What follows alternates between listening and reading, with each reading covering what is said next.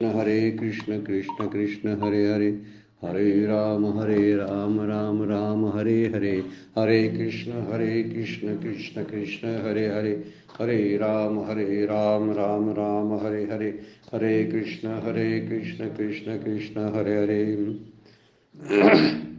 ब्रह्मानन्दं परमसुखदं केवलं ज्ञानमूर्तिं द्वन्द्वातीतं गगनसदृशं तत्त्वमस्यादिलक्ष्यम् एकं नित्यं विमलम् अचलं सर्वधी साक्षिभूतं भावातीतं त्रिगुणरहितं सद्गुरुं तं नमामि।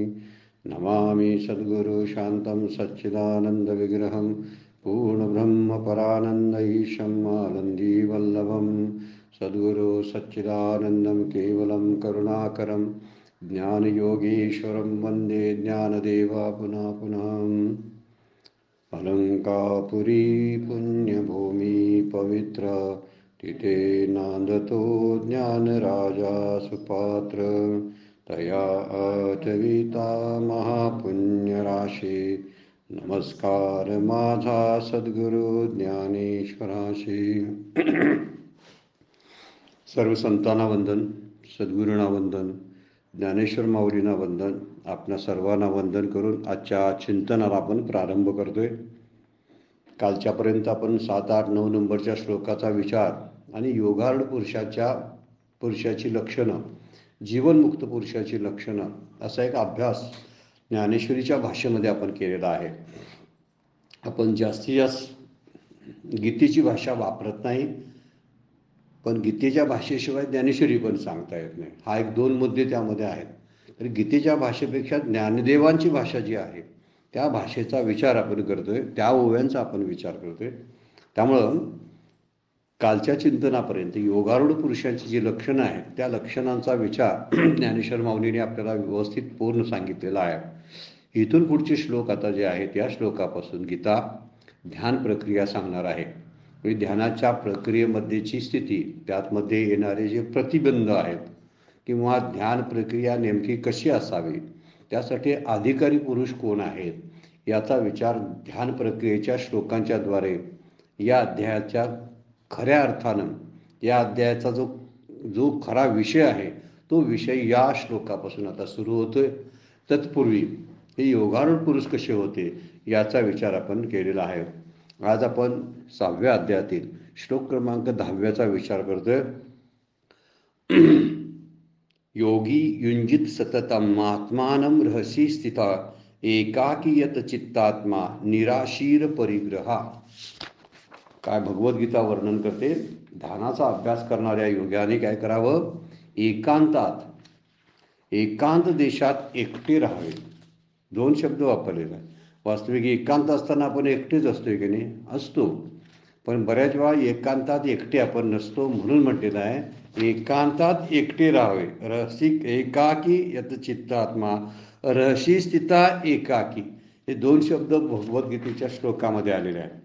त्यामध्ये एकांत देशात एकटे राहून, दुसरी यत चित्तात्मा शब्द वापरलेला। यत चित्तात्मा म्हणजे चित्त शरीर यांचा निग्रह करून निराशीर परिग्रहा, आणखीन एक शब्द वापरलेला आहे निराशीर परिग्रहा, म्हणजे आशारहित होऊन परिग्रह रहित होऊन चित्ताला अखंड समाधीमध्ये रहसी स्थिर करावे वर्णन केलेला। योगी युंजित सततम आत्मानं रहसी स्थितः एकाकी यत चित्तात्मा निराशीर परिग्रहा। याच्यामधले 2 शब्द जे आहेत ते फार महत्त्वाचे आहेत। तो यतचित्तात्मा निराशीर आणि अपरिग्रह अशा 2-3 गोष्टी इथं वर्णन केलेल्या आहेत। त्याचा विचार 1-2 ओवीमध्येच माऊलींनी मांडलेला आहे। या श्लोकाचा जो मूळ विचार जो आहे तो 1-2 ओवीमध्ये माऊलींनी मांडलेला आहे। आणि त्याच्या पुढे ज्ञानेश्वर माऊली किंवा अर्जुन आणि भगवंत यांच्यामधला संवाद ज्ञानेश्वर माऊली वर्णन करतात। काही ठिकाणी ज्ञानेश्वर माऊली स्वतः वर्णन करतात भगवान श्रीकृष्णाचं, अर्जुनाचं मोठेपण, भगवान श्रीकृष्णांचं मोठेपण पुढच्या काही ओव्यामधून सांगितलेलं आहे। आणि ते सांगताना त्यातूनच या श्लोकाचा अर्थ ध्वनित होतो, पण प्रत्यक्षात तसे शब्द वापरलेले नाहीत। आपण आता अभ्यास करायला लागलो की समजेल की त्या भगवद्गीतेतला 10व्या नंबरचा श्लोक आणि पुढे असणाऱ्या माऊलींच्या ओव्यांचा फारसा संबंध दिसून येत नाही आपल्याला. त्याचा अर्थ असा होतो की संबंध नाही असा नाही, पण पहिल्यांदा एक 2 ओव्या ज्या माऊलींनी टाकलेल्या आहेत, 2-3 ओव्या आहेत, 105, 106 आणि 107 नंबरच्या ओवीमध्ये त्या श्लोकाचा अर्थ पुरेसा कळावा अशी व्यवस्था पण त्यामध्ये केलेली आहे. पण पुढे जाऊन जर बघितलं तर पुढे भरपूर ओव्या अशा आहेत की त्या ओव्या या श्लोकाशी प्रत्यक्ष संबंध दाखवत नाहीत. त्यामध्ये भगवान श्रीकृष्ण आणि अर्जुन यांचा मोठेपण जो आहे ते ज्ञानेश्वर माऊली वर्णन करतात. आणि त्यामुळं त्या मोठेपणातून आपल्याला एक भक्तीचं एक भावना जी आहे ती प्रेम हे जागृत व्हायला मदत होतं. खरा शिष्य आणि खरे गुरु कसं एकमेकाशी वागत असतात आणि बोलत असतात याचेही आपल्याला त्या ठिकाणी दिग्दर्शन ज्ञानेश्वर माऊली सांगतात.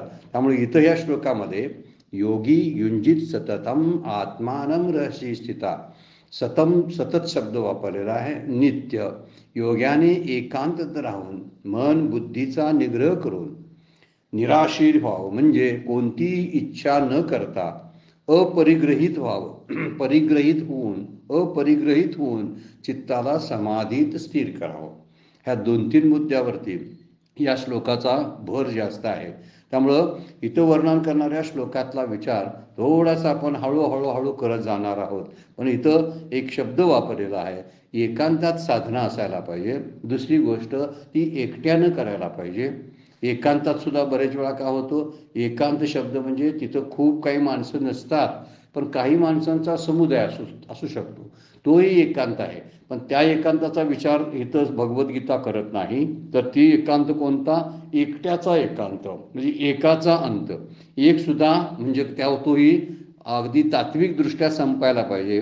आणि त्या ठिकाणी या योग्यानं आपलं चित्त शरीर मन म्हणजे अंतःकरण याचा निग्रह केला पाहिजे. यत चित्तात्मा शब्द वापरलेला आहे तो त्यासाठीच वापरलेला आहे. यत चित्तात्मा आणि निराशीर भाव. निराशीर म्हणजे प्रपंचाबद्दलच्या कुठलीही आसक्ती कुठल्याही इच्छा न ठेवता अपरिग्रह मनात न आणता, म्हणजे परिग्रह मनात न आणता अपरिग्रह असणं फार गरजेचं आहे. म्हणजे त्याच्याकडं परिग्रहाचा विचार असता कामा नये. आणि परिग्रह म्हणजे ज्याला आपण ममत्व माझं म्हणतो, हा माझ्याचा परिग्रह आहे, तोही मनात असू नये. आणि निराशीर होण्या शब्दाचा अर्थ आहे कोणत्याही प्रकारची इच्छा नसायला पाहिजे, म्हणजे आशारहित झालेला तो असला पाहिजे, तरच त्याला ध्यानाची प्रक्रिया साध्य होऊ शकते. जणू काय ह्या अट्टीच घातलेल्या आहेत. म्हणजे एकांताची एक अट्ट घातलेली आहे, एकटेपणाची एक अट्ट घातलेली आहे, चित्ताला स्थिर करणं. आणि दुसरी गोष्ट चित्त आणि शरीर मन यांचा निग्रह असायला पाहिजे. म्हणजे सगळी जी इंद्रिय आहेत ही वश झालेली असली पाहिजे. तो आशारहित असला पाहिजे आणि परिग्रहरहित असला पाहिजे. आशारहित म्हणजे इच्छारहित असला पाहिजे, कोणतीही इच्छा न करणारा. आणि परिग्रही रहित शब्दाचा अर्थ आहे कुठलंही लचांड पाठीमागं न घेता. विचाराचं सुद्धा बरं काय, विचाराचा परिग्रह सुद्धा फार मोठा आहे. तो कोणताही परिग्रह न घेता तो शांत चित्तानं एकांतात त्यानं ध्यानाची साधना केली पाहिजे. विचार जर केला तर ही अशी अवस्था आपल्याला केव्हा कुठे मिळेल बरं, हा एक मुद्दा आत्ताच्या स्थितीला आहेच. कदाचित हजारो वर्षापूर्वी लिहिलेली भगवद्गीतेचा हा विचार आहे. पण तरीसुद्धा आपण आपला एकांत शोधणं आणि एकांतात साधना करणं हे अत्यंत गरजेची गोष्ट आपल्याला मसाठी आहे. मात्र भले आता आपल्याला कोणत्या तरी तीर्थक्षेत्रावर एकांत मिळणार नाही, कदाचित मंदिरात एकांत नसतो, पण घरात एकांत मिळू शकतो. उलटं झाले आता. पूर्वी लोक घर सोडून कुठंतरी तीर्थक्षेत्राच्या ठिकाणी जाऊन साधना करायची, पण तीर्थक्षेत्र आता इतकी गजबजलेली आहेत की त्या ठिकाणी साधना करणं फार दुरापास्त झालेलं आहे. एखादा अभ्यास करायचा तर शांतपणे एकांत हा शब्द आपल्याच घरातला एखादा कोपरा हा एकांत असू शकतो. आपल्याच घरातला एखादा कोपरा, आपली एखादी घरातली खोली हाच काय म्हणतो आपण अरण्यवास असू शकतो. ज्याला आपण काय शेवटचं जे म्हणलेलं आहे ना वानप्रस्थ आश्रम जो आहे, तो वानप्रस्थ आश्रम हा गृहस्थ आश्रमाचा एखादा कोपरा असू शकतो. गृहस्थ आश्रम ज्यावेळी डोक्यातून जातो त्यावेळी वानप्रस्थ आश्रमाला सुरुवात होते. गृहस्थ आश्रमाचं ओझं आपल्यावरती आहे आणि म्हणून वानप्रस्थ आश्रमासाठी ते सगळं लचाड सोडून पूर्वी बाहेर वनात जाण्याची जी व्यवस्था होती मोठमोठ्या राजाने ती स्वीकारलेल्या. आपल्याकडे आज ती स्थिती नाही. आज आपण कुठेही जाऊ शकत नाही, कारण जाताना मी प्रपंचच घेऊन जात असतो. प्रपंच हा डोक्यातला भाग आहे. हा काय बाहेर असणारा भाग प्रपंचाचा आपल्याला त्रास होत नाही. डोक्यात असणाऱ्या प्रपंचाचा आपल्याला त्रास होतो आणि त्यामुळं कुठेही गेलो तर प्रपंच आपल्याला सोडतच नाही. आपण प्रपंचाला सोडत नाही आणि त्यामुळे तो प्रपंच आपल्याबरोबरच असतो, असा एक मुद्दा त्यामध्ये मांडलेला आहे. त्यामुळे चित्ताला स्थिर करण्याची प्रक्रिया जी आहे ही प्रक्रिया एकांतातच शक्य होते. दुसरी गोष्ट इंद्रियाच्या निग्रहानं शक्य होते. आणि तिसरी गोष्ट म्हणलेली आहे की अपरिग्रह असला पाहिजे, म्हणजे परिग्रह रहित होऊन आणि इच्छारहित होऊन या 2-3 गोष्टींचा विचार या श्लोकामध्ये केलेला आहे. हळूहळू आपण बघत जाऊया की हे शब्द जे आहेत ते टाकलेले चित्तात्मा किंवा वर्ण निराशीर परिग्रह असे शब्द जे टाकलेले आहेत. सततम आत्मानं रहशी स्थिता एकाकी यत चित्तात्मा निराशीर परिग्रह हे शब्द माऊलींनी सर्वसाधारणपणे वापरताना एक 2-3 ओवीमध्ये आपल्या सुरुवातीच्या वापरलेल्या आहेत. पण नंतरचं ज्ञानेश्वरीचं जे निरूपण आहे ते निरूपण भगवान श्रीकृष्ण आणि अर्जुन यांचा श्रेष्ठत्व आणि त्यांची प्रशंसा करणारं आहे, त्यांचा मोठेपणा सांगणार आहे. ज्ञानेश्वर माऊलींनी ती संधी सोडलेली नाही. त्यामुळं एखाद्या भक्ताचं चरित्र वर्णन करणं हा सुद्धा देवाचं चरित्र वर्णन करण्यासारखंच आहे. कालच आपण बघितलेलं आहे. जे भक्तचरित्र ते प्रशंसती म्हणलेलं आहे, ते आवडती मज निरोते. जे भक्तचरित्र ते प्रशंसती, जे माझ्या भक्ताचा उल्लेख करतात ना ते मला आवडतात असं भगवान श्रीकृष्ण म्हणतात. म्हणून आपण संतांची नावं का घ्यावी, तर त्याचं कारण आहे की संत हे खऱ्या अर्थानं भगवंताचे भक्त असतात आणि म्हणून त्यांची नावं घेतली तर आपल्याला भक्ती केलेल्याचंच फळ प्राप्त होतं. आणि म्हणूनच पुढच्या काही ओव्यामधून ज्ञानेश्वर माऊलींनी यावरती भर दिलेल्याचं आपल्याला दिसून येतं. बघत जाऊया आपण. 105 नंबरच्या ओवीचा विचार सांगितला आहे. पुढती असतवेना ऐशे जया पाहले अद्वैत दिवशे मग आपण पाची आपण असे अखंडित. जो एकाकी शब्द वापरला आहे आणि एकांत शब्द वापरला ना त्या संदर्भात आता माऊलींनी ओवी वापरलेली आहे. ज्याच्याकरता पुन्हा कधीच अस्त होणार नाही असा अद्वैताचा दिवस उजाडलेला आहे. दिवस कसला उजाडला आहे, म्हणजे सूर्य उगवला आहे. कसला? जया पाहले अद्वैत दिवसे, ज्या कधीच अस्त न होणारा. अस्तवेना ऐशे, अस्तवेना म्हणजे अस्त न होणारा, न मावळणारा असा सूर्य कोणता? अद्वैताचा उजाडलेला आहे. आणि ज्याच्यात हा म्हणजे आत्मज्ञानाचा प्रकाश पडलेला आहे, ज्याचं चित्त आत्मज्ञानानं युक्त झालेलं आहे किंवा ज्याने आत्म्याशी एकरूपता साधलेली आहे, तो पुरुष मग आपणच आपल्या आत्मस्वरूपात अखंड असतो. सतत शब्द जो वापरलेला आहे तो सतत शब्द त्यासाठी आहे. आता पुढे म्हणतात, पुढती असतवेना ऐशे जया पाहले दिवसेंदिवसे न मावळणाऱ्या सूर्याने उजाडलेले आहे. कोणता सूर्य मावळत नाही? तर जो आत्मसूर्य जो आहे, ज्ञानसूर्य ज्याला आपण म्हणतो, एकदा ज्ञानाचं बीज त्यामध्ये रोवलं गेलं की ते परत मावळलं जात नाही, असा तो सूर्य आहे. म्हणजे या सूर्याचं वर्णन म्हणजे त्या ज्ञानाचं वर्णन माऊली या ओवीमध्ये करतात. आणि त्यानंतर निरंतर तो आपल्या ठिकाणी स्वात्मसुखामध्ये निमग्न असतो. म्हणजे आपलं सुख आपल्यामध्येच, कारण सगळ्या लचंडाची त्याने काय केलेली असते? बोळवण केलेली असते. पाठीमागं त्यानं सांडावे लिगाड काहीतरी तुकोबांचा अभंग आहे. जया परमार्थाची चाड त्याने सांडावे लिगाड. पाठीमागचं लचांड ज्यांनी मनातून काढून टाकलं विचारानं त्यालाच परमार्थ साधता येतो. म्हणजे परमार्थ जर साधायचा असेल तर इथं न मावळणारा सूर्याचाच उदय आपल्या अंतःकरणामध्ये व्हावा लागतो. आणि म्हणून माऊली म्हणतात, अद्वैताचा सूर्य ज्याच्या अंतःकरणामध्ये उगवलेला आहे तो परत मावळत नाही. न पुढती अस्तवेना म्हणतात, ते मावळत नाही. म्हणजे एकदा ज्ञान झालं, आत्मज्ञान झालं की ते ज्ञान जात नाही. ते येणारं आणि जाणारं ज्ञान नसतं, तसं ते उगवणारं आणि मावळणारं नसतं, हे सांगायचं आहे त्यामध्ये. एकदा अद्वैताचा प्रकाश पडला तर त्यामध्ये इंद्रियांची आणि विषयांची मागणी सगळी थांबलेली असते, कारण विषयाकडे पाहणं बंद होतं आणि आत्मसुखाशी तादात्म्य सापडलेलं असतं. विषय सुख बाजूला पडतात, त्यामुळे विषयांच्या इच्छेची तळमळ जी असते ती तळमळ संपते आणि इंद्रियांचं आहे विषयांचं मागणं थांबलेलं असतं. त्यामुळं निराशीर झालेला असतो तो. निराशीर म्हणजे त्याचं हवं नको पण सुटलेलं असतं. मला हे पाहिजे, मला ते पाहिजे, माझ्या संसारामध्ये असा बदल असावा, माझ्या प्रतिष्ठेमध्ये असा बदल व्हावा, माझ्या धनसंपत्तीमध्ये असा बदल व्हावा, माझ्या नातलगांच्या विचारसरणीमध्ये असा बदल व्हावा, अशा अपेक्षा तो ठेवत नाही, किंवा होऊ नये असाही विचार तो करत नाही. एखादी गोष्ट व्हावी, एखादी गोष्ट होऊ नये असा तो योगारूढ पुरुष विचार करत नाही. योगारूढ पुरुष शब्दाचा अर्थ आहे आता तो ध्यानाला प्रक्रियेला बसलेला. तो कसा आहे? तो निराशीर झाल्यामुळं त्याच्या चित्तामध्ये या अद्वैत सूर्याचा उदय झालेला असतो. त्यामुळं एकांतामध्ये मी आणि तूपणाची वळवण झालेली असते. आपण दत्तात्रेयांच्या आरतीमध्ये पाहतो ना, एका जनार्दनी श्री दत्त ध्यान करे, मी तू पणाची झाली बोळवण, एका जनार्दनी श्री दत्त ध्यान.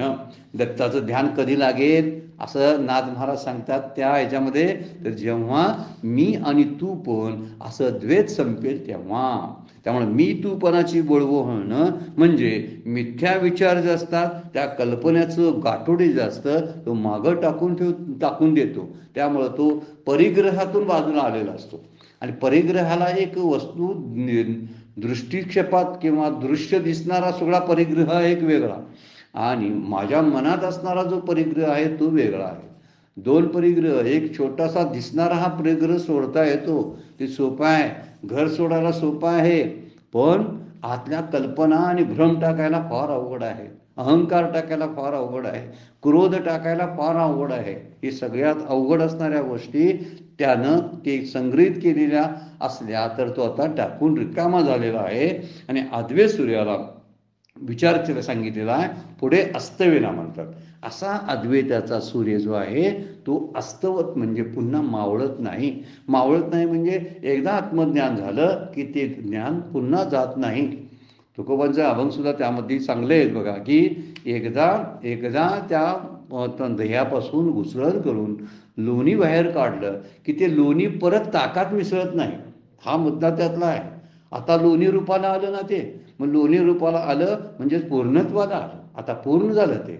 आता ते दुधातून प्रवास करत आले बरं का, म्हणजे दुधातून पुढे आलं, त्यात काय त्याची उकळण घुसळण झाली, तापवणं झालं, त्याचं विरंजन झालं, त्याला थांबणं आलं, त्यात थांबून त्याचं दही बनवण्यात आलं. दह्याला एक वेगळा आकार, वेगळं स्वरूप, हे सगळं त्यानं प्राप्त करून घेतलं. पुन्हा त्याला घुसळणीला म्हणजे तपाला सामोरं जावं लागलं, आणि त्या घुसळणीतून शेवटी त्याचं नवनीतात रूपांतर झालं. एवढं सगळं घुसळलेलं आणि तपानं पवित्र होऊन आलेलं पुन्हा कशाला दूध बनायला जाईल? ते नाही जाणार. तसा पुन्हा तो प्रपंचाचा विचार घेत नाही डोक्यामध्ये. म्हणून हा अद्वैत सूर्य मावळत नाही असा शब्द वापरलेला आहे माऊलीने. ह्याचं न मावळणं शब्दाचा अर्थ आहे मावळत नाही का, साधारण भौतिक सूर्याचं त्याची तुलना केलेली आहे. भौतिक सूर्य उगवतो म्हणून मावळतो, हा मूळचाच असतो. तिथं असतची असे असा शब्द वापरलेला आहे आत्मतत्वाविषयी, आपल्या स्वरूपाविषयी. आपलं स्वरूप काय कुठं दूर गेलेलं नसतं, मूळचंच आहे ते. आणि असलेलंच स्वरूप आपल्याला त्या ठिकाणी आहे याची जाणीव होते. मग जाणीव होते तर ते आलं होतं का? नाही. त्यामुळे ज्ञान येतं का? नाही. ज्ञान असतं, आणि असतं म्हणून जात नाही असा त्याचा सरळ अर्थ आहे. म्हणून तो सूर्य असतो म्हणून मावळत नाही. साधा विचार यामध्ये वर्णन माऊलींनी सूर्याचा दृष्टांत देऊन केलेला आहे. पुढती अस्तवेना ऐसे जया पाहले अद्वैत दिवसे. आणि त्यामुळे तो काय करतो, अद्वैत सूर्याला भौतिक सूर्यासारखा अस्त नसतो. त्यामुळे द्वैताची रात्र मूळची अगोदर द्वैताची रात्र संपत नाही. पण जेव्हा द्वैत जातं, ती रात्र निघून जाते ना, तेव्हा हा अद्वैत सूर्य उगवला की मग मावळत नाही. अगोदर खूप दिवस लागतील, किती जन्म लागतील द्वैतातून बाहेर पडायला काय ठाऊक नसतं आपल्याला. ते बऱ्याच गोष्टीवर अवलंबून आहे. आपली साधना तरी आहे, साधनेबरोबर मिळालेली संगती आहे, त्या संगतीबरोबर आपल्या पूर्व आयुष्याची पूर्वकर्म जे आहेत, ज्याला आपण सुकृत म्हणतो, ते सुकृतही त्याला उपयोगी कारणीभूत ठरत असतं. या सगळ्या गोष्टींची एकदम जर जवळ झाली, एकत्र झाली, गट्टी झाली, तरच तो अद्वैत सूर्य उदयाला येत असतो. मग त्यापूर्वी मात्र कसं असतं परिस्थिती, आपण द्वैताची रात्र भोगत असतो. मग द्वैताच्या रात्रीतून जेव्हा आपण जागं होतो तेव्हा पहाट होते ती अद्वैताची. अद्वैताच्या पहाटामध्ये ते आपल्याला सापडायला लागतं. म्हणून इथं म्हणलेलं आहे, एकदा उगवला की पुन्हा मावळत नाही. कारण ती मायेची रात्र असते, ती मायेची रात्र संपून जाते. 16व्या अध्यायामध्ये सुरुवातच केली आहे, महाबळवीत विश्वा भासू नवल उदयला चंडाशू असं वर्णन केलेलं आहे. चंडाशू शब्दाचा अर्थ आहे, हा जो सूर्य आहे तो कसा उगवलेला आहे, सगळ्या मागची द्वैताचा विश्वाचा भास आहे. विश्व म्हणजे द्वैत, ह्या विश्वाचं द्वैत मावळवीत विश्वाभासू म्हणजे मावळवीत द्वैत, हा द्वैत मावळल्यानंतर नवल उदयला चंडाशू असं वर्णन माऊलींनी पहिली सूर्य आहे 16व्या अध्यायातली. सुरुवात फार आहे, नमन आहे सद्गुरूंचं, पण सद्गुरूंच्या नमनाबरोबर वेदांत पण सांगितलेलं आहे. त्यामध्ये मावळवीत विश्वाभासू नवल उदयला चंडाशू, नवीन असा हा सूर्य. नवीन म्हणजे कारण आत्मज्ञान झाल्यामुळं एक प्रकारचा पुनर्जन्म झालेला असतो, म्हणून मायेची रात्र संपते. पुढेच आणि परत आहे बघा, जो अविद्या राती रुसूनिया गिळी ज्ञान अज्ञान चांदनिया, जो सूर्यनु करू ज्ञानिया स्वबोधाचा. फार सुंदर ओवी ह्या ओवीची मिळती जुळती आहे. 16व्या अध्यायातील 2 नंबरची ओवी अगदी मिळती जुळती आहे बघा. कशी, इथं अद्वैत सूर्य एकदा उगवला की तो परत मावळत नाही, आणि तो जो योगी आहे तो आपणच आपल्या सुखामध्ये स्वात्मानंदामध्ये स्वसुखामध्ये रममान होतो. हे जे तत्वज्ञान पहिल्या ओवी तिथं आता 105 नंबरच्या ओवीमध्ये सांगितलं, तेच तत्वज्ञान 16व्या अध्यायातल्या 2ऱ्या ओवीमध्ये माऊली बोलताना शब्द वेगळे वापरून म्हणतात, अविद्येची रात्र संपली आणि त्यामुळं त्या रात्री गिळी ज्ञान अज्ञान चांदनिया. ज्या आकाशात, रात्रीच्या आकाशात ज्ञानाज्ञानाच्या ज्या चांदण्या होत्या त्या ज्ञान सगळ्या गिळून टाकल्या. म्हणजे ज्ञानाबरोबर अज्ञानाबरोबर ज्ञान सुद्धा नाहीसं झालं. ज्या ठिकाणी मी देह ही वृत्ती संपते त्यावेळी मी ब्रह्म ही वृत्ती उदयास येते. पण जेव्हा मी ब्रह्म ही वृत्ती पण संपून जाते तेव्हा खऱ्या स्वात्मसुखाला सुरुवात होते. हा मुद्दा फार महत्त्वाचा आहे त्यामध्ये. त्यामुळे अविद्या रात्र संपली की त्या ठिकाणी अविद्या रात्रीमध्ये मी देह आहे अशी एक भ्रम होता, तो पहिला मावळला, दुसरा मावळला. ती मी देह आहे नंतर संपल्यानंतर तो नंतर म्हणायला लागला, मी ब्रह्म आहे, मी ब्रह्म आहे. पण मी ब्रह्म आहे हा सुद्धा एक वास्तव विशेषच आहे. एक कल्पित विशेष होता की जो मी देह आहे, आणि वास्तव विशेष कोणता आहे तर मी ब्रह्म आहे. पण जरी वास्तव जरी असला आणि तो कल्पित जरी असला तर दोन्ही विशेषच आहे, आणि विशेषाचे निर्विशेष होत नाही तोपर्यंत खऱ्या अर्थानं आपल्याला त्या स्वात्वानंदाची प्रचिती येणार नाही. म्हणून इथं म्हणतात की अविद्येची रात्र संपली म्हणजे मी देह आहे या भ्रमातून तो बाहेर पडला. दुसऱ्या ब्रह्मात मात्र वास्तव ब्रह्मामध्ये त्याला संवादी ब्रह्म आपण म्हणूया की काय तो कोणता, मी ब्रह्म आहे. आणि म्हणून माऊली बोलतात, गिळी ज्ञान अज्ञान चांदनिया. अज्ञानाच्या चांदण्या विरून गेल्या, बरोबर आहे की, पण ज्ञानाच्या पण गेल्या. ज्ञानाच्या गेल्या या शब्दाचा अर्थ आहे ज्ञान आणि अज्ञानाचं माऊलींनी खंडन करून टाकलेलं आहे. अज्ञानाच्या सापेक्ष ज्ञानाची भाषा बोलावी लागते, नाही तर त्याला ज्ञान तरी का म्हणायचं. म्हणून ज्ञान आणि अज्ञान सुद्धा संपून जातं. त्या रात्री जी असणारी अविद्या रात्र आहे त्यातलं ते सगळ्या चांदण्या निघून जातात, आणि जो सूर्य जो उगवतो, जो सुदिनू करी ज्ञानी या स्वबोधाचा, त्या ठिकाणी स्वबोध आत्मबोध जागृत होतो आणि नवीन दिवसाची पहाट सुरू होते. ती रात्र संपून जाते आणि संपून गेल्यानंतर लख प्रकाश पडतो. आपण कोण आहोत याची जाणीव त्या योग्याला किंवा त्या साधकाला व्हायला लागते. आणि म्हणून इथं म्हणलेलं आहे, पुढती जे आहे पुढती अस्तवे नाहीसे जया पाहले अद्वैत दिवशी. ज्यानं पहिल्यांदा विश्वाभास दाखवणारं जे द्वैत आहे ते संपून ज्ञानसूर्याचा उदय झाला. त्यात पुढे अध्यायामध्ये फार सुंदर आणि कल्पना रूपकं मांडलेली आहेत बरं काय. प्रत्यक्षात जाऊन ती पाहावीत.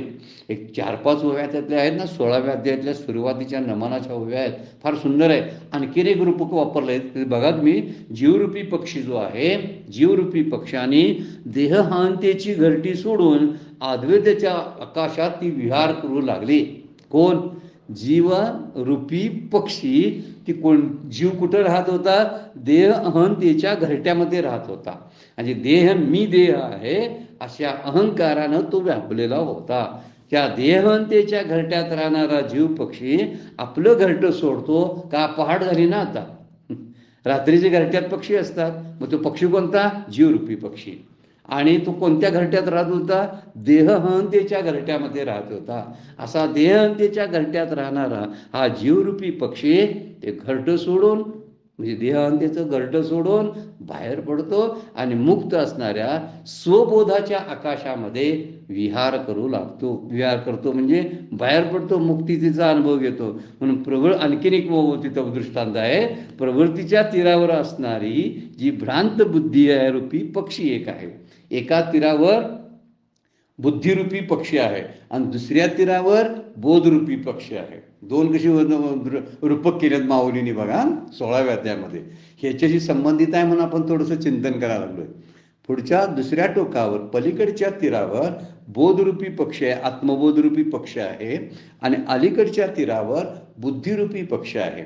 जो बुद्धिरूपी पक्ष आहे त्याला जीव म्हटलेला आहे आणि तिकडे बोधरूपी पक्षी आहे त्याला आत्मज्ञान म्हटलेलं आहे. यांचा विरह एकमेकाला सहन होईना. एका काठावर जीव आहे, दुसऱ्या काठावर ब्रह्म आहे. आणि ब्रह्म आणि जीव यांच्या ऐक्यासाठी हे पक्षी स्वतः आरडत विरह वेडे, शब्द कसा वापरलाय माऊलीने बघा. आरडत विरह वेडे, शब्दाची या असकडी शब्द वापरताना कसा माऊलीने त्या ओवीमध्ये वापरलेला आहे. तर त्या शब्दाच्या ह्याच्यामध्ये सापडलेले जे बुद्धी आणि बोध आहेत हे दोन्ही पक्षी दोन्ही तीरावर आहेत. आपण त्यांना समजूया. 2 तीर कुठले? एक प्रवृत्तीचा तीर आहे, एक निवृत्तीचा तीर आहे. निवृत्तीच्या तीरावर असणारा आत्मबोध आणि प्रवृत्तीच्या तीरावर असणारा जीव हा एकमेकाला भेटण्यासाठी विरहानं व्याकुळ होऊन ओरडत आहेत. आणि त्यांची भेट एकदा होणार आहे आता. का? आता सकाळ झाली, पहाट झालेली आहे आणि त्या ठिकाणी एकमेकाच्या पुनर्मिलनासाठी ते ओरडत आहेत. का? कारण मूळचंच त्यांचं मिलन आहे.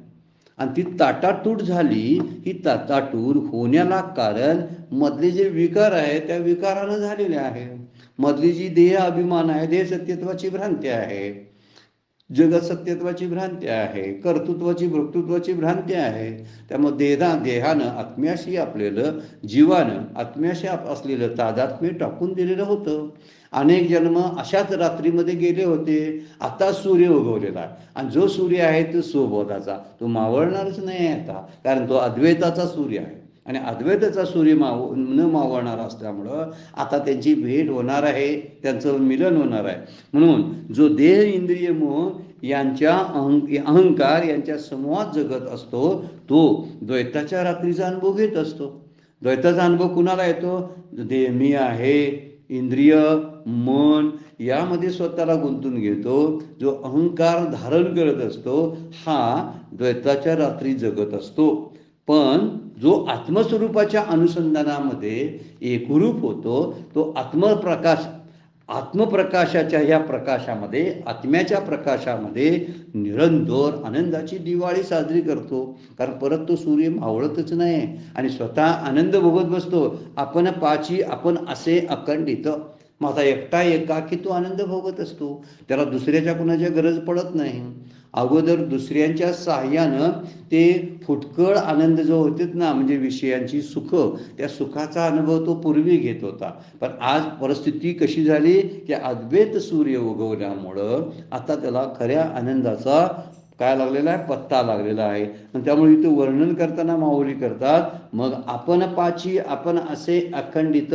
त्याला दुसऱ्या कुणाच्या सुखासाठी दुसऱ्या कुठल्या पदार्थावर अवलंबून राहण्याची गरज नाही. म्हणजे तो निरपेक्ष सुखाचा अनुभव घ्यायला लागलेला आहे. आपण पाची आपण आपणाची आपण शब्दाचा अर्थ आहे. आपणाची आपण म्हणजे त्यांना काय दुसऱ्याकडनं कुठनं आणावं लागलं का? नाही आणावं लागलं. आपण जे आपल्यामध्ये असणारं सुख आहे सुख जेव्हा बाहेरून घ्यावं लागतं ना, तेव्हा ते परावलंबित आणि सापेक्ष सुख असतं. पण जेव्हा ते सुख माझ्याच ठिकाणी आहे असा जेव्हा त्याला पत्ता लागतो, तेव्हा तेव्हा कळतं की मी विषय सुखावर आत्तापर्यंत अवलंबून आहे असं वाटत होतं, किंवा माझ्या सगळ्या संबंधींच्या वरती, माझ्या मित्रमंडळींच्या वरती माझा आनंद अवलंबून आहे असं वाटत होतं. पण तो आनंद माझ्याच ठिकाणी आहे असा त्याला पत्ता लागलेला असतो. त्यामुळे इथं वर्णन करताना सांगितलेलं आहे, तो सूर्य न मावळणारा आहे, कारण तो उगवलेला म्हणजे उगवतच नसतो खऱ्या अर्थानं. इथं म्हटले नाही पाहिले अद्वैत दिवसे, अद्वैत सूर्य उगवला. उगवला शब्दाचा अर्थ ठीक आहे, पण मावळलं मात्र लागू पडत नाही त्याला. कारण काय, जे आत्मसुख आहे ते सदाचीच असतं, सतरूपानं, चिदरूपानं आणि आनंदरूपानं ते निरंतर आपल्या ठाई आहेच. म्हणून सत शब्दात म्हणजे शब्द निरंतर, नित्य, शाश्वत अस्तित्वाची जाणीव करून देतो. हा जो शब्द आहे ना, सत शब्द आहे, तो निरंतर आणि नित्य शाश्वत अस्तित्वाची जाणीव करून देतो. ते अस्तित्व कधी जात नाही, म्हणजे ते असतंच असतं. चिद शब्द जे आहे ना, ते असणारे अखंडित ज्ञानाचा झरा कसा आहे याचं वर्णन करणारा शब्द म्हणजे चिद आहे. आणि हे चिद आणि आनंद म्हणजे न संपणारं सुख. न संपणारं सुख शब्दाचा अर्थ आहे विषय सुख खंडित होतात, आणि आत्मसुख जे आहे ते निरंतर आणि अखंडित होतं. योगी या आत्मसुखामध्ये रममान झालेला असतो, आणि त्यामुळं त्यांचा तो सूर्य मावळत नाही असा शब्दप्रयोग माऊली वापरतात. मला वाटतंय ओवी जरा कठीण वाटत असली तरी या अर्थानं जरा विचार करत आपण जर गेलो तर निश्चित आपल्याला समजायला लागेल की नेमका हा सूर्य कोणता. ज्यानं विश्वाचा भास निर्माण केलेला, तो विश्वाचा भास घालवणारा हा ज्ञानसूर्य आहे, हा आत्मसूर्य आहे. हा उगवला की जात नाही, म्हणजे आत्मज्ञान झालं की जात नाही. आत्मज्ञान झालेले स्वतःच्या सुखात रममान होतात. प्रजाती यदा कामान सर्वान पार्थ मनोगता आत्मनेम आत्मना तुष्ट स्थित प्रज्ञस्त दोषते. आत्मनाम आत्मना तुष्ट शब्द आहे, आपल्याच आत्मसुखामध्ये तो सर्व सुखाची अनुभूती घेत असतो. त्याला बाहेर जावं लागत नाही, त्याला उगवणं नसतं, त्याला मावळणं नसतं.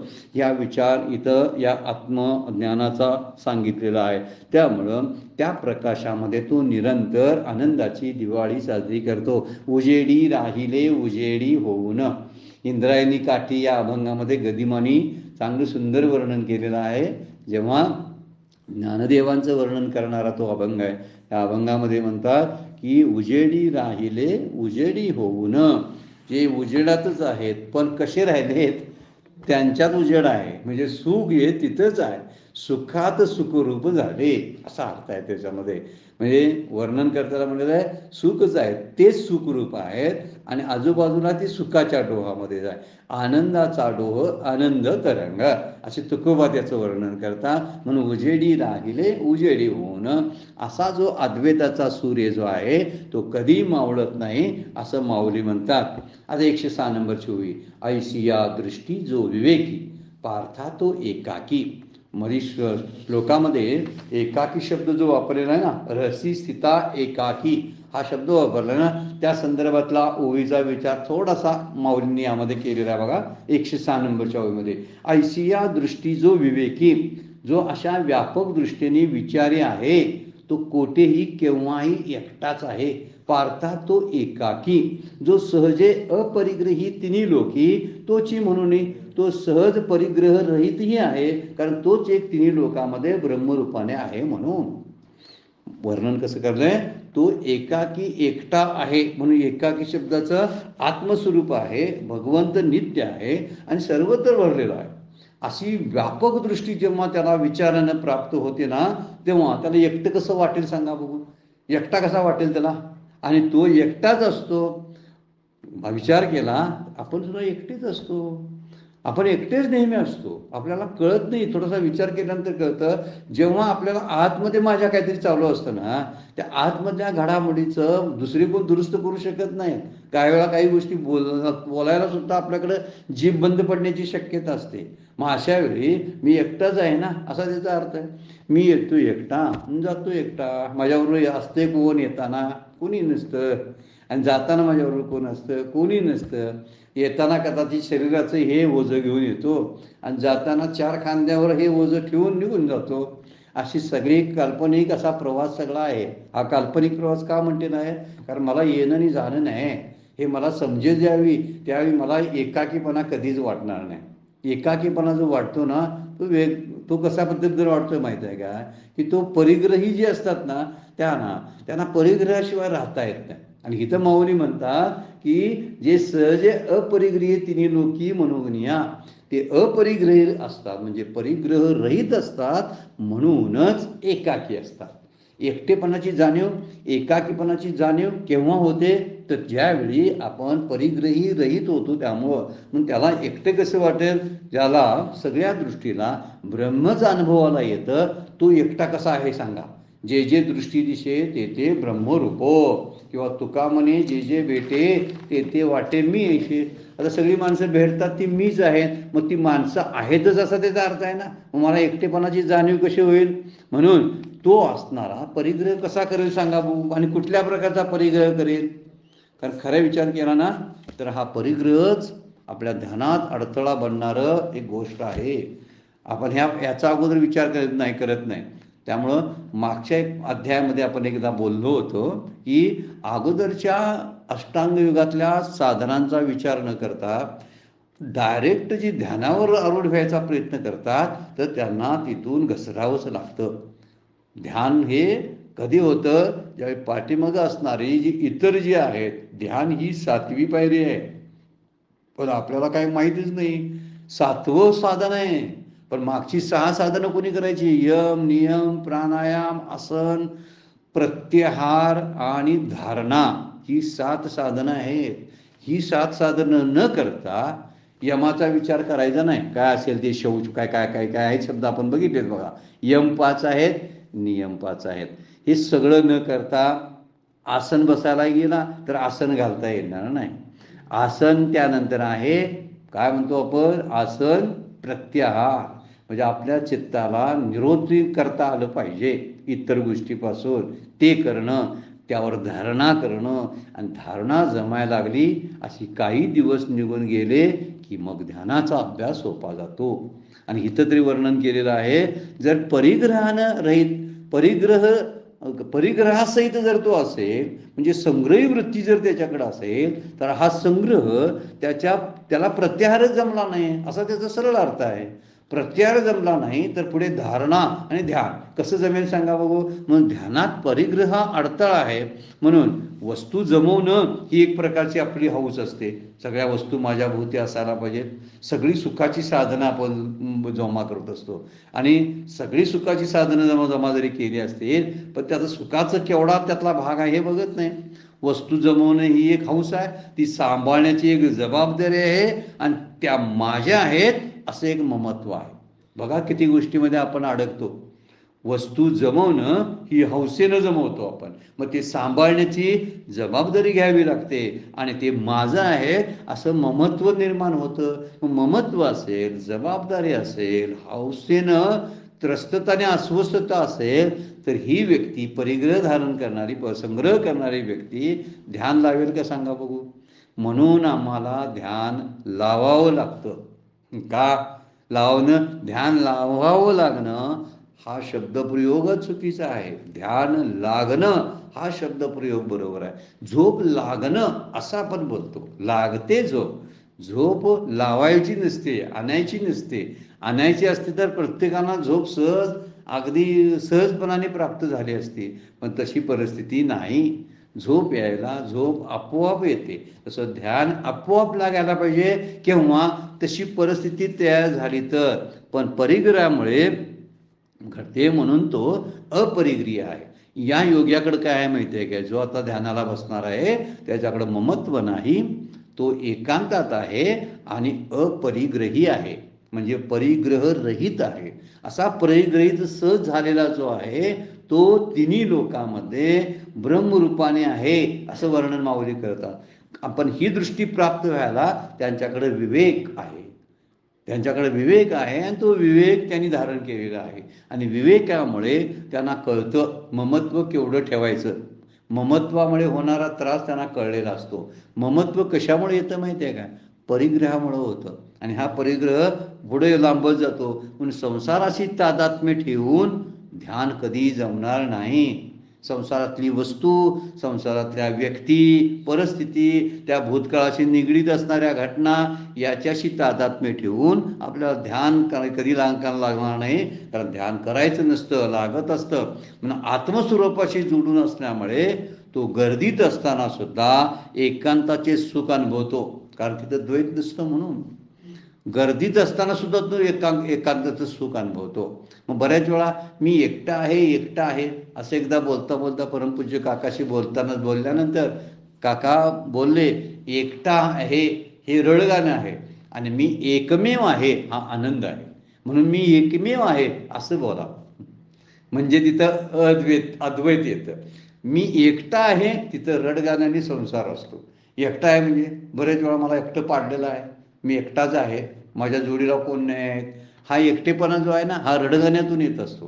पण मी एकमेव आहे, कारण मुळातच मी एकमेव आहे. त्यामुळं मूळचाच मी एकटा आहे, एकाकी आहे. म्हणून आत्मस्वरूपाशी जोडून घेतलं तर आपल्याला गर्दीत सुद्धा आपल्याला एकाकीपणाची जाणीव होणार नाही. म्हणून खरा परिग्रह आहे तो मी आणि माझेच आहे. बरं का, खरा परिग्रह कशाला म्हणायचा? मी आणि माझं याच्याशी एकरूप असणं.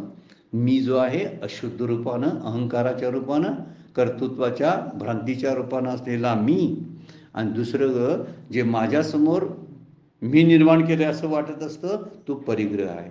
नाती निर्माण केली, काय झालीत नाती निर्माण? मी काय केलं निर्माण सांगा बघू? घरातली कुठली वस्तू निर्माण केली? काय नाही निर्माण केली.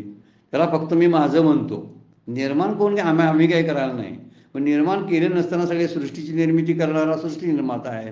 तरीसुद्धा सृष्टी जन्माला येऊन सगळे सृष्टी निर्मितीची आपणच आपलं त्याचा मालक आहे म्हणून नांदायला सुरुवात करतोय की नाही आपण? म्हणजे एखाद्या घरामध्ये घुसावं, संस्थेमध्ये घुसावं, मला घ्या म्हणून जावं एखाद्या संस्थेमध्ये, आणि ती संस्थेची मालकी मीच त्याचा मालक आहे म्हणून जर दादागिरी करायला लागला एखादा, तर तसे दादागिरी करण्यासारखा प्रकार जीव करतो ना, संसारामध्ये येतो नाही. हे सगळं माझं आहे म्हणतो. अरे सगळं सृष्टीचं तू घेतलेच आहे. मेरा मुझ में कुछ नहीं, जो कुछ है सब तोर, कबीर महाराज म्हणतात. आणि जबाबदारी सगळी झटकून देतात. अशी जबाबदारी आम्ही अंगावर ओढून घेतोय. माझा आहे म्हणतोय मी, माझा आहे ना, त्याचा सांभाळायचा प्रयत्न कोणी करायचा? मग तूच करत बस. म्हणजे त्यामुळे परिग्रह वाढतो. लोकसंग्रह सुद्धा परिग्रह आहे. बरं काय, संग्रह शब्दामध्ये सगळेच संग्रह येतात. वस्तूचा संग्रह आहे, नात्यांचा संग्रह आहे, लोकांचा संग्रह आहे. किती लोकांच्यातनं फिरतोय आपण. एवढ्या लोकांच्या संग्रहामध्ये कसं ध्यान साधेल बदल सांगा बघू? इतके लोक जर नेहमी जर आपल्या लिस्टला असतील, जर आपण कॉल लिस्ट जर बघितली आपल्या मोबाईलमधली, तर कळतंय आपला लोकसंग्रह किती आहे. तर ह्या आसक्तीतून संग्रह आणि संग्रहातून ममत्व, या दोन्ही गोष्टी एक वेळा घडायला लागतात. म्हणून तुकाराम महाराज सुद्धा म्हणतात, एकांताचा वास देई मज देवा, ओस देह भावा पाडोनी. मला एकांताचा वास दे रे बाबा देवा असं म्हणतात. त्यामुळं अनासक्ती आणि अपरिग्रह हे गुण जे आहेत ते योगयुक्त होण्यासाठी, चित्त योगयुक्त म्हणजे चित्ताला आत्म्याशी जोडण्यासाठी अत्यंत आवश्यक आहे. एक म्हणजे अनासक्ती, दुसरा आहे अपरिग्रह. अपरिग्रह शब्दाचा अर्थ नुसता वस्तूंचा परिग्रह नव्हे बरं काय, तर मी आणि माझेचा परिग्रह. तर अपरिग्रह आणि अनासक्ती यातून जर बाहेर पडायला लागलो तर हळूहळू आपण आत्मस्वरूपाशी एकरूप व्हायला वेळ लागत नाही. म्हणून जो विवेकी आहे तो हळूहळू तैसे भोगा आतुनी निघता, चित्त मज माझी रिगता, हळूहळू पंडुसुता मीची होईल. 12व्या अध्यायामध्ये माऊलींनी वर्णन केले बघा, की चित्त हळूहळू आत्मस्वरूपाशी कधी एकरूप होईल? भोगा आतुनी निघता, चित्त मज माझी रिगता. माझ्या चित्त तुझं ज्यावेळी सामील व्हायला लागेल त्यावेळी तू भोगाना सोडशील. त्यावेळी भोग शब्दाचा अर्थ आहे परिग्रह टाकशील तेव्हा. परिग्रह टाकलास विचारानं की मग तुला आपण एकमेव आहोत असं वाटायला लागेल. आणि मग हे सगळ्या गोष्टी विवेक असेल तरच संग्रहरहित होता येतं. म्हणून संबंध आणि संग्रह दोन शब्द फार महत्त्वाचे आहेत बघा. संबंध आणि संग्रह हेच जीवाला बांधून ठेवतात, अन्य काही बांधत नाही बरं काय. संबंध एक बांधून ठेवतो आणि संग्रह माझेपणामध्ये बांधून ठेवत असतो. ह्या दोन्ही गोष्टी माझेपणामध्ये, त्यामुळे ब्रह्मभाव अंतःकरणात स्थिरच होत नाही. आणि माऊली इथं म्हणतात ऐशिया दृष्टी जो विवेकी, त्यासाठी विवेक असायला पाहिजे. पार्था तो एकाकी जे सहज अपरिग्रहितीने लोकी. एकटा कुणाला म्हणावा? जो परिग्रह रहित आहे त्याला. आपण एकटे म्हणू शकत नाही. आपल्या भोवती जो पसारा सगळा आहे आपणच बनवलेला, त्या कीटककोशासारखा, त्या कोश किड्यासारखा, की तोच आपल्याला स्वतःलाच बांधून टाकतो. स्वतःलाच निर्माण केलेला पसारा स्वतःलाच बांधून टाकतो. म्हणून माऊली म्हणतात की तो एकटाच आहे. त्या दृष्टीनं तो विचारी आहे, तो एकटाच आहे, कारण त्यानं सहजपणाने तो परिग्रही रहित झालेला असतो. वेळ संपलेला आहे. आजची सेवा सद्गुरूंच्या चरणी, भगवान ज्ञानेश्वरांच्या चरणी अर्पण करून आपण विराम घेऊया. पुंडलिक वरदारी विठ्ठल श्री ज्ञानदेव तुकाराम.